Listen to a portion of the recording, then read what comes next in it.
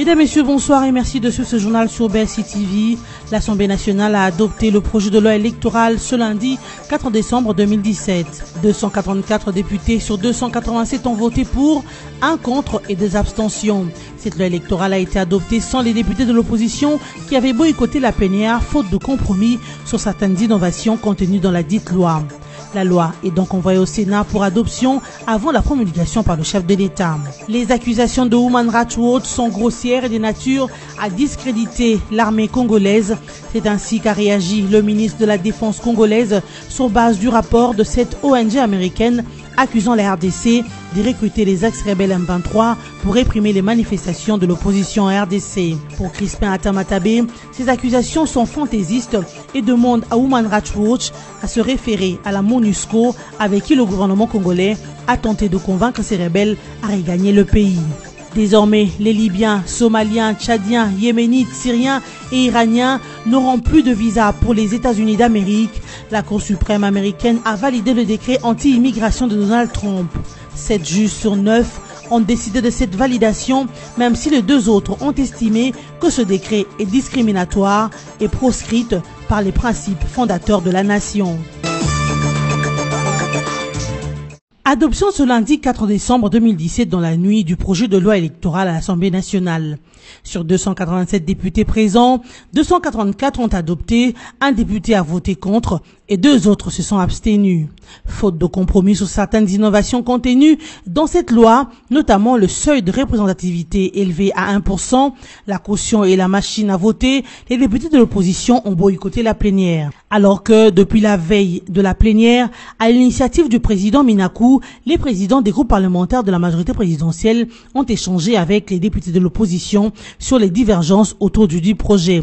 Visiblement, cela n'a pas abouti à un consensus. Cette loi électorale votée est donc envoyée au Sénat pour seconde lecture et adoption. Juste après l'adoption à la Chambre haute du Parlement, la loi devrait être promulguée par le président de la République au plus tard le 15 décembre 2017, conformément au calendrier de la CENI.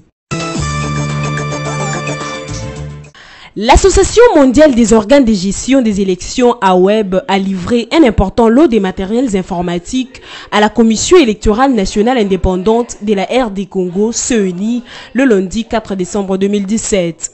Ce matériel ont été réceptionnés par le président de la centrale électorale Corneille Nangaa, accompagné des membres de l'assemblée plénière de cette institution.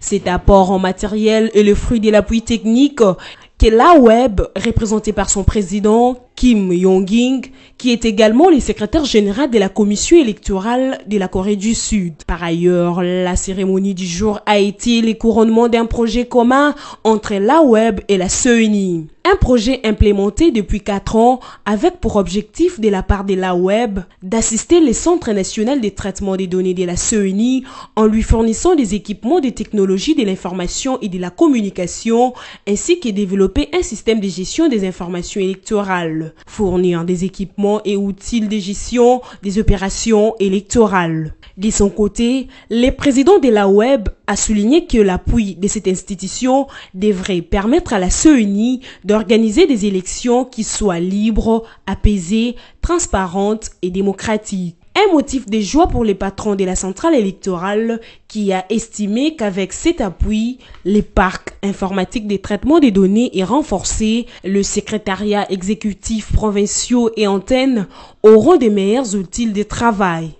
Corneille Nangaa a profité de cette occasion pour inviter toutes les parties prenantes au processus électoral à contribuer substantiellement à cette dynamique d'optimisation du système pour garantir des élections transparentes, justes, démocratiques et apaisées.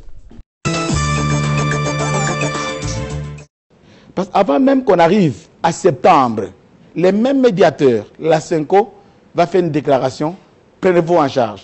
Article 64. Le pays est en danger. Ça va mal. Vous avez piégé les gens. Donc, ils avaient un agenda à eux, à préparer les gens à remonter. Et ça, ce qui est triste, était communiqué dans toutes les églises. Que les gens se prennent en charge, que les gens se révoltent. Eux-mêmes savaient les difficultés. Donc, ils ont piégé les gens. Le peuple doit comprendre qu'il a été piégé. Je regrette de le dire, la CENCO avait son agenda et qui se déroule petit à petit. Ils sont allés déposer leur tablier chez le chef de l'État. Et moi, je dis qu'ils ont échoué à 98%. Pour moi, c'est ces jours-là que cet accord était mort. J'ai travaillé à la conférence des églises de toute l'Afrique. Je n'ai jamais vu dans ce monde les chefs d'église qui partent faire des lobbying pour qu'on vienne détruire leurs dirigeants au pays. La mort de Kimbangu est venue de la communauté internationale. La mort de Lumumba, de la communauté internationale. La mort de Mosé, de la communauté internationale. Et vous, chefs d'église, vous vous amenez là-bas même. Je dis que la CENI doit bien préparer les histoires, qu'elle ne cède pas aux pressions, ni de la communauté internationale, ni de la majorité, ni de l'opposition, qu'elle prépare les histoires selon son chronogramme. Parce que si la CENI va céder aux pressions, elle va subir ce que nous avons subi.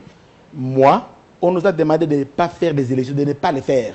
D'abord l'Union européenne, nous avons le département américain, nous avons les Anglais. D'abord, un ministre anglais était venu ici, il m'a vu à la CENI, il dit, vous ne faites pas ces élections. Là, je lui pose la question, monsieur le ministre, voulez-vous que j'annonce qu'on me demande de violer la Constitution? Parce que nous, on a regardé le 28 novembre, nous disons, nous devons respecter la Constitution. Et je le cite, l'ancien ministre français des Affaires étrangères, Alain Juppé, est allé en Afrique du Sud demander aux imprimeurs de ne pas imprimer les bulletins. Alain Juppé, je cite. Réponse du berger à la bergère, Kinshasa qualifie les accusations des Human Rights Watch des fantaisistes. C'était hier lundi 4 décembre que le ministre de la Défense congolaise Crispin Atamatabe a réagi au rapport de cette ONG internationale accusant les gouvernements de la République démocratique du Congo de recruter le ex-rebelle M23, ce pour réprimer les manifestations de l'opposition en RDC. Le patron de la défense congolaise a qualifié ces accusations de grossières et de nature à discréditer gratuitement l'armée congolaise. Crispin Atamatabe a invité la représentante de Human Rights Watch, Ida Sawyer, à se référer à la MONUSCO avec laquelle le gouvernement a effectué en vain plusieurs missions en Ouganda, tout comme au Rwanda, pour tenter de convaincre ces rebelles à regagner le pays car ils sont amnistiés. De son côté, Marie-Ange Moshobekwa, ministre RD congolais des droits humains, s'est dit étonnée d'apprendre toutes ces allégations de Human Rights Watch. Elle a affirmé que tous les rebelles M23 se trouvent dans des camps de réfugiés et la MONUSCO peut bien attester, a-t-elle déclaré, avant d'ajouter que cette ONG veut tout simplement salir le gouvernement. Rappelons que dans un rapport publié lundi 4 décembre, Human Rights Watch a accusé la RDC d'avoir utilisé 200 miliciens M23 afin de protéger le président Kabila et d'aider à étouffer les manifestations anti-Kabila. L'entreprise Nestlé a annoncé la fermeture de ses portes en République démocratique du Congo d'ici janvier 2018. D'après un haut cadre de cette entreprise qui a gardé l'anonymat, les informations qui circulent sur les réseaux sociaux à cet effet sont vraies. Conséquence directe, plus de 100 Congolais n'auront plus d'emploi et seront envoyés en chômage. À en croire un communiqué de presse de cette entreprise, cette fermeture sera effective dès le mois de janvier 2018. Mais faut-il le souligner, ce communiqué de Nestlé Congo ne donne pas jusque-là les raisons valables qui ont milité en faveur de cette fermeture. Par ailleurs, une centaine d'opinions s'est réjouie de cette fermeture, car selon elles, Nestlé Congo a causé des risques énormes, voire des maladies auxquelles de nombreux Quinois en particulier et des Congolais en général ont été exposés. La série de cubes magiques de bouillon de volaille et des légumes vendus par cette entreprise étaient de mauvaise qualité selon cette opinion. Cependant, les hauts cadres de cette entreprise rassurent que Nestlé Congo apportera toute son aide à ses employés pour jumeler à tous les postes. Une compensation, un soutien équitable seront fournis à tous les personnels. Suite à la menace de démission de l'entraîneur ivoirien du FC Renaissance, François Gueye-Moguei, après le match perdu dimanche 3 décembre 2017 face à l'As Vita Club, le président de cette équipe, l'évêque Pascal Mukuna, réagit pour calmer la tension. L'entraîneur ivoirien avait regretté de voir ses meilleurs joueurs être suspendus quelques heures avant cette rencontre et pourtant il les avait préparés pour affronter l'As Vita Club. L'évêque Pascal Mukuna a réagi en disant que cette suspension ne venait pas de la direction de l'équipe, comme l'avait affirmé François Gueye-Moguei, mais que c'est de la Linafoot qu'est venue cette décision. Les coachs des Renaissance avaient aussi relevé le fait qu'il n'était pas sous contrat avec le club, un détail que l'évêque Mukuna n'a pas pu développer dans les médias, car selon lui, c'est la relevée des clauses entre l'équipe et l'entraîneur. Mais il a par ailleurs indiqué que la réaction de son entraîneur était émotionnelle, compte tenu de la défaite du club par la marque des 2-0, mais aussi suite à la suspension brusque de ses joueurs qu'il avait lui-même préparés. Du reste, il s'est dénoté que, jusqu'ici, l'entraîneur du FC Renaissance, François Gueye-Moguey, continue d'entraîner l'équipe. Il la prépare pour un autre derby prévu le dimanche 10 décembre 2017 avec Daring Club Motema Pembe, a assuré l'évêque Pascal Mukuna, président du FC Renaissance du Congo. Victoire pour Donald Trump, la Cour suprême américaine valide les décrets anti-immigration. Dans une décision rendue le lundi 4 décembre, la plus haute instance judiciaire américaine permet l'entrée en vigueur du décret présidentiel, même si les procédures judiciaires sont toujours en cours. Ces décrets anti-immigration des Trump interdit aux ressortissants de 8 pays de se rendre aux États-Unis depuis octobre dernier. Des juges fédéraux avaient estimé que ces décrets établissaient une discrimination fondée sur des nationalités, une éventualité qui estime proscrire par 2 principes fondateurs de la nation. 7 des 9 juges de la Cour suprême en ont décidé autrement, mais ils n'ont pas donné des explications à leur décision. Par cette validation, les Libyens, Somaliens, Tchadiens, Yémen, Syriens et Iraniens ne pourront plus prétendre à un visa pour les États-Unis, même s'ils font valoir des liens familiaux avec 2 personnes légalement installées sur les sols américains. Les Nord-Coréens et les Vénézuéliens sont aussi concernés, mais l'interdiction qui les vise avait déjà été validée par les juges. Mesdames, Messieurs, voici de quoi a été constitué ce journal. L'Assemblée nationale a adopté le projet de loi électorale ce lundi 4 décembre 2017. 284 députés sur 287 ont voté pour, 1 contre et 2 abstentions. Cette loi électorale a été adoptée sans les députés de l'opposition qui avaient boycotté la plénière faute de compromis sur certaines innovations contenues dans la dite loi. La loi est donc envoyée au Sénat pour adoption avant la promulgation par le chef de l'État. Les accusations de Human Rights Watch sont grossières et de nature à discréditer l'armée congolaise. C'est ainsi qu'a réagi le ministre de la Défense congolaise sur base du rapport de cette ONG américaine accusant la RDC de recruter les ex-rebelles M23 pour réprimer les manifestations de l'opposition RDC. Pour Crispin Atamatabé, ces accusations sont fantaisistes et demandent à Human Rights Watch à se référer à la MONUSCO avec qui le gouvernement congolais a tenté de convaincre ces rebelles à regagner le pays. Désormais, les Libyens, Somaliens, Tchadiens, Yéménites, Syriens et Iraniens n'auront plus de visa pour les États-Unis d'Amérique. La Cour suprême américaine a validé le décret anti-immigration de Donald Trump.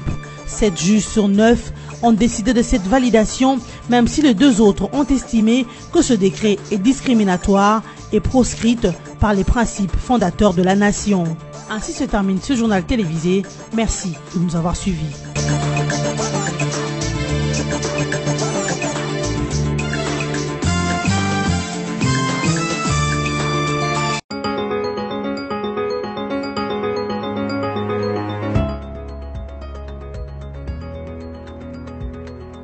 Bon mardi à tous, mesdames, messieurs, bienvenue à la revue de presse de Journaux Paris en ligne ce mardi 5 décembre 2017, sélectionné et résumé pour vous sur BC TV. Ouvrons cette revue de presse avec des sites Congo virtuels qui titrent à sa manchette « Manif en RDC, Human Rights Watch attise la haine tribale ». Dans un nouveau rapport tenant à discréditer la RDC sous un fallacieux recrutement d'éléments ex-M23 pour des répressions des manifestations en décembre 2016, Human Rights Watch met en scène les communautés Tutsi et les expose à une grave stigmatisation qui risque de plonger les pays dans les chaos. Au demeurant, le Congolais de Kinshasa, Goma et Lubumbashi se demandent où avaient bien opéré ces ex-M23 sans qu'ils soient identifiés au regard de leur faciès bien connus et sans que les médias et les réseaux sociaux si bavards n'en aient fait écho. Après une période de silence où seule son experte en RDC, Ida Schreier, a évolué en solo depuis qu'elle avait eu des déconvenues avec l'immigration congolaise, Human Rights Watch vient de se rappeler à la mémoire des Congolais, mais de la manière la plus douloureuse qui puisse exister. En effet, à travers un rapport intitulé Mission spéciale, cette ONG internationale financée entre autres par les réseaux Soros tente de réveiller le vieux démon de la haine tribale en RDC et des conflits des faciès en attribuant aux forces de l'ordre et de sécurité congolaises des recrutements prétendument opérés dans les camps des réfugiés ex-M23 dans les pays voisins de l'Est, soi-disant pour pour mener des répressions contre le Congolais lors des manifestations de décembre 2016 à Kinshasa, Lubumbashi et Goma.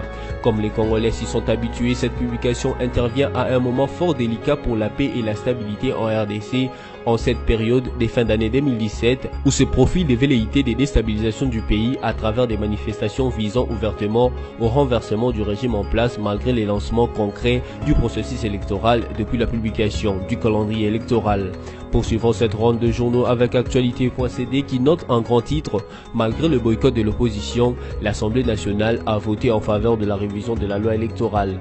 L'Assemblée nationale a adopté ce lundi 4 décembre 2017 le projet de loi modifiant et complétant la loi numéro 06/006 du 9 mars 2006 portant organisation des élections présidentielles, législatives, provinciales, urbaines et locales. 287 députés sur 500 que compte la Chambre basse du Parlement ont participé au vote dominé par les oui. Le projet ainsi adopté sera envoyé de ce mardi au Sénat. Les débats autour de ce projet de loi s'est déroulé dans une ambiance d'absence de consensus dans la classe politique. Les députés de l'opposition avaient quitté la salle du congrès du Palais du Peuple dès les débuts de la plénière. Les opposants rejettent les propositions sur l'introduction de la machine à voter, le cautionnement et le seuil de représentativité. Enfin, bouclons cette revue de presse avec les sites de la radio onusienne qui titrent « L'UDPS exige la libération de ses 8 membres à Matadi ». La fédération de l'UDPS au Congo central exige la libération des 8 de ses membres détenus dans des conditions difficiles au cachot du parquet de grande instance de Matadi. D'après les proches des détenus, si rien n'est fait par les organisations qui luttent pour le droit de l'homme, ils seront transférés à la prison de Matadi. Ces personnes ont été arrêtées lors de la marche du 30 novembre dernier. Parmi les 8 cadres et combattants de l'UDPS arrêtés, il y a Mwanda Swami Faka, président fédéral intérimaire, Ngulio Tamba Cyril, chargé de l'organisation politique, Mwanza Lumbala, combattant, Luindula Mutuari, combattant, et les prénommés Albert, vice-président cellulaire de l'UDPS Voindou. C'est depuis le vendredi dernier qu'ils ont été acheminés dans ces cachots du parquet de grande instance de Matadi. Ces détenus affirment vivre dans des conditions très difficiles. Une seule île, construite pour accueillir 10 personnes, accueille aujourd'hui une trentaine de personnes. C'est sur cette note que s'achève cette revue de presse en ligne. Merci de votre attention et restez avec nous sur votre chaîne.